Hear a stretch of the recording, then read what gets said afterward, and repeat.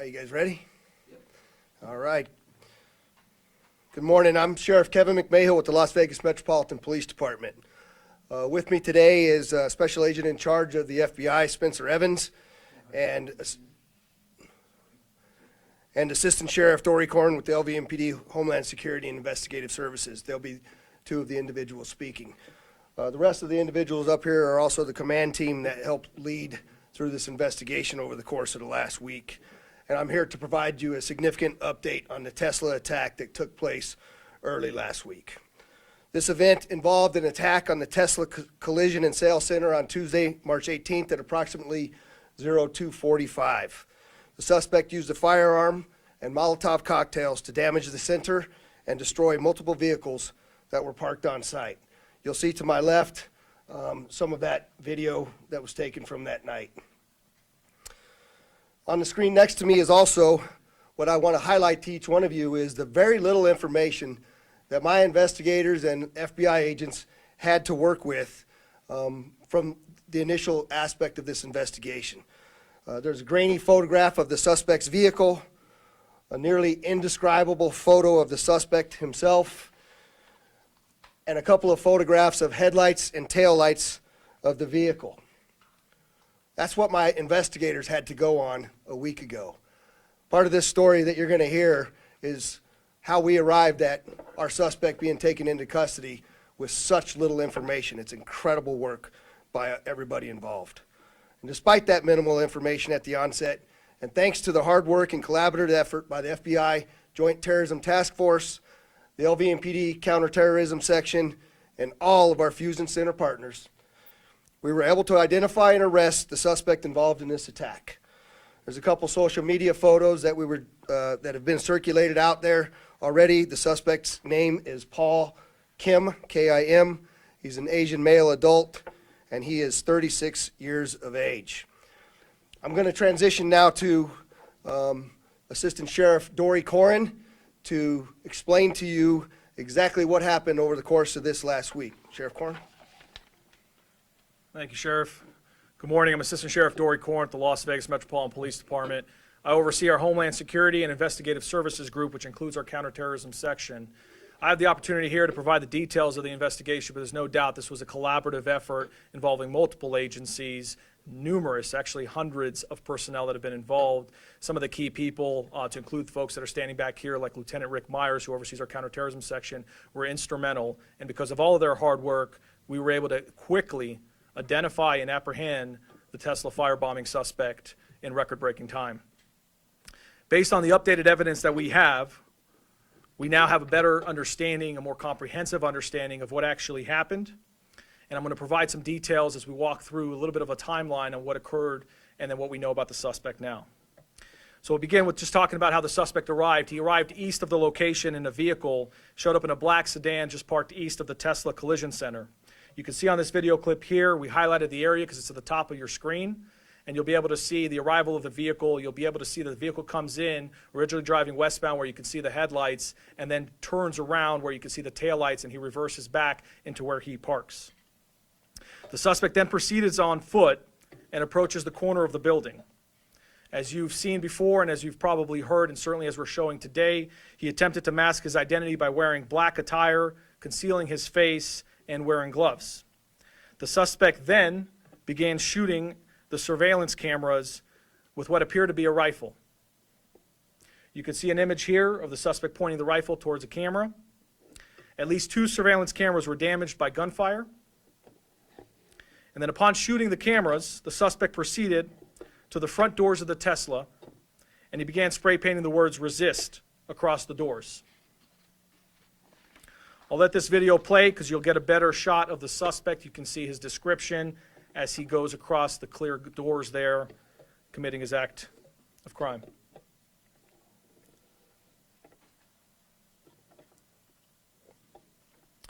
Once he finishes spray painting the words "resist" on the doors, he then approaches multiple Tesla vehicles that were parked in the front of the center. He proceeded to shoot into each vehicle and used a Molotov cocktail to set the vehicles on fire. We'll play a few video clips here to kind of show you his behavior. You can see him right there in the dark clothing. He casually walks over to his first vehicle that's targeted. He will soon put down his backpack onto the ground. And then he transitions to the firearm. And you'll see him shoot into the vehicle. Once he shoots into the vehicle, he ends up going back from the vehicle to the bag and then back to the car, presumably picking up his item that he used to be able to firebomb the vehicle. We believe that was a Molotov cocktail. And you'll see in a moment here, the vehicle will ignite and ultimately fully engulf, causing severe damage.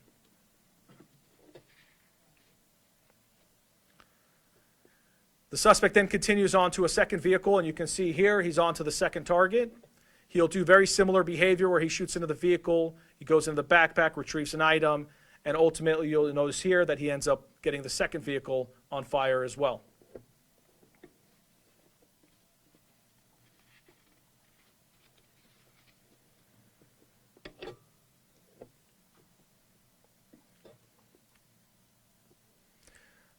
From there, he then proceeds to his third vehicle, repeats the same type of activity. One of the incendiary devices he was not able to ignite, which is one of the devices that we were able to recover. But ultimately, 5 vehicles were damaged, to include 3 of which were fully destroyed. You can see images of the vehicles here. And then you'll see here a drone video. This is from our Skydio drone, being able to provide an overview of the damage as well.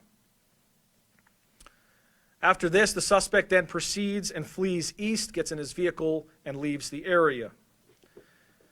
As I mentioned earlier, this case has been worked around the clock, and Sheriff McMahill and Special Agent in charge Spencer Evans have made it a top priority for our organization and put a tremendous amount of workforce behind it to make sure that this was dealt with in a quick manner. Because of that, in 8 days around the clock with our teams, we were able to identify the suspect's vehicle as a black Hyundai Elantra. You'll see a photo here. But what's important to point out here is that this was achieved through an exhaustive review of surveillance material, analytical data, and a canvas of over 700 locations across the valley, ultimately allowing us to piece together critical evidence with speed and precision. You can see on this image here, this is just one example of many where we're using the flock technologies to be able to identify the type of vehicle, including very specific features of the vehicle that build up into additional leads and ultimately get us to the point of identifying the suspect and his vehicle. As of now, a preliminary assessment, and we have a lot of data to go through and a lot of investigative work that needs to be followed up on, but a preliminary assessment of the suspect's social media activity indicates some very loose but self-proclaimed ties to the Communist Party USA social media group, as well as social media groups called Revolutionary Communist International, Hidden Palestine, Palestine Action, and a variety of other social media groups. That is part of our investigation, is to dig further into it and to be able to determine additional motive and other potential concerns. At this point in time, the suspect was placed immediately on 24/7 surveillance by our specialized units to ensure public safety and preserve evidence. Additional evidence was collected as we continued our investigation, and the suspect was ultimately arrested yesterday evening. A search warrant was then obtained and served by the LVMPD SWAT team, which is by far one of the best, if not the best, SWAT teams in the country. They were able to do that safely and quickly. And as a part of their operation, we were able to conduct searches of 2 vehicles linked to the suspect's apartment, and we were also able to collect a buccal swab for DNA to be able to compare that to the DNA that we recovered from the scene. Our searches revealed numerous items of interest to include multiple rifles, a shotgun, a handgun, and miscellaneous gun parts. You can see a photo to my left of some of the items that were recovered. We also were able to recover ammunition in multiple calibers to include the caliber that was used in the crime. We also recovered numerous electronic devices, which our partners at the FBI are quickly analyzing. We also recovered a black gun belt with a pouch that had pink paint residue on it. You can see a photo of that to my left, as well as a black backpack with pink paint, face masks, and other articles of clothing that are consistent with the suspect's description. We also recovered other key pieces of evidence that we're still evaluating at this time that do connect the suspect to this attack. Finally, I will also say about the search warrants, we were able to do a buccal swab We were able to, our lab did an amazing job quickly collecting that evidence and analyzing it. They worked through the night, nonstop, late hours, because they know how important this case is to our community. And ultimately, that DNA that was collected from our subject does match. It was a positive identification to the DNA that we collected on scene.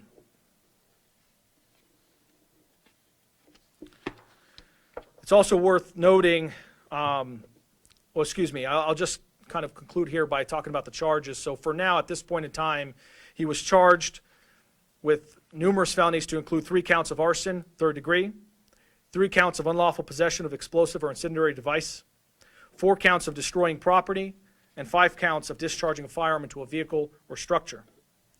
The suspect remains in custody, and we're working closely with the Clark County District Attorney's Office and the United States Attorney's Office on the prosecution.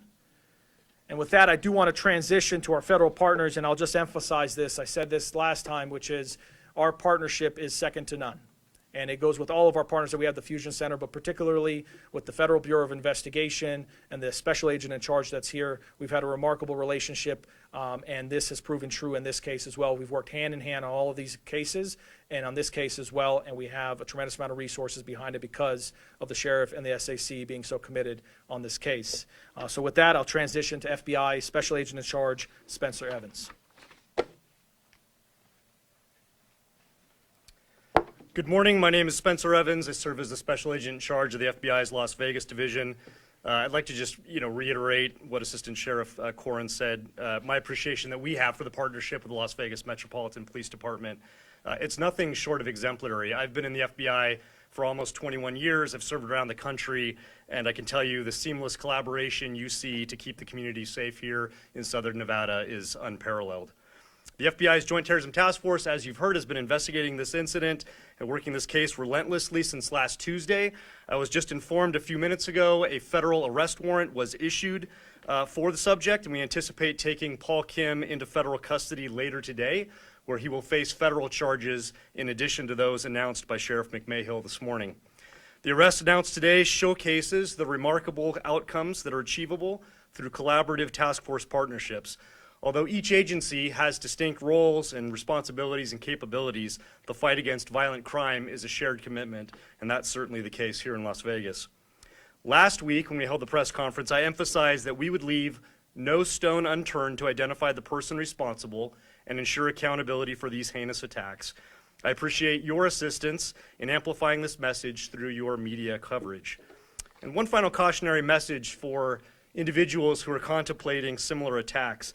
There's nothing courageous or noble about firebombing private property and terrorizing your local community. The self-righteous mob that's cheering you on today to commit acts of violence on their behalf will leave you high and dry and forget about you tomorrow. And at the end of the day, you and you alone will be held responsible and face the prospect of a lengthy prison sentence. And with that, I'll turn it back over to Sheriff McMahill.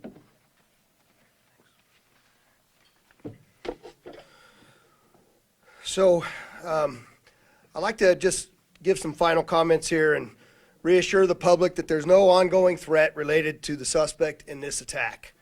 That said, we are actively working alongside the FBI to determine if there's any links between this incident and others occurring across our great country. As a precaution, we will continue our increased security efforts around Tesla-related locations, and as always, there's going to be zero tolerance in our community for acts of violence. I also would like to just take a second and highlight this response is I believe our counterterrorism capabilities are among the best in the world. That's all because of the partnerships between LVMPD, the FBI, ATF, DHS, and our other law enforcement partners. It's unmatched, as you've already heard. We had 13 agencies representing over 250 investigators, analysts, and specialists working this investigation. This unified approach is a cornerstone of our ability to respond quickly and effectively, and has proven instrumental in this investigation. And the last part of this I want to talk about, as I showed you at the very beginning, we had nothing to go on. And quite frankly, it was crossed my mind that this might be one of those cases that we may not be able to solve. And I've talked to so many of you here in our local media about my desire to become the most technologically advanced police department in the country. This case is not solved without the use of technology. The speed and success of the solve of this case are a direct result of hard work by the police department and the special agents in charge, investigative specialists, and the analysts that all came together to work on this. But the technology is actually what helped solve this. In particular, I want to highlight a number of those technologies, which is our Flock license plate reader systems, which gave us our first clue, our Skydio drone technology, our digital forensics lab and all of the things that they do with cell phones and a number of other aspects of technology, the public safety cameras that we have deployed around our community, our ability to go in and scrub social media through the tools that are provided with technology, forensic analysis of DNA. Put the exclamation point on this case. His DNA matched what we took from the scene. And investigative genetic genealogy.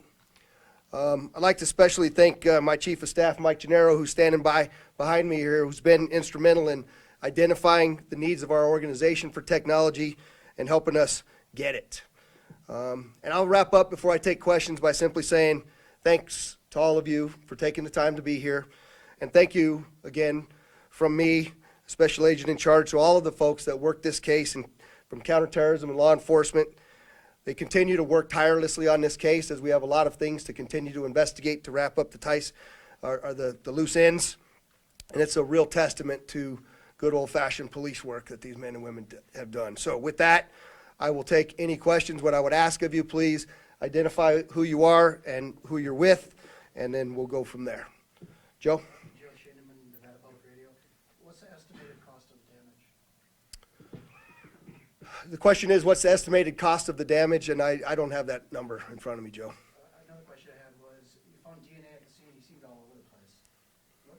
What did you get it from? Did it spit somewhere, or what?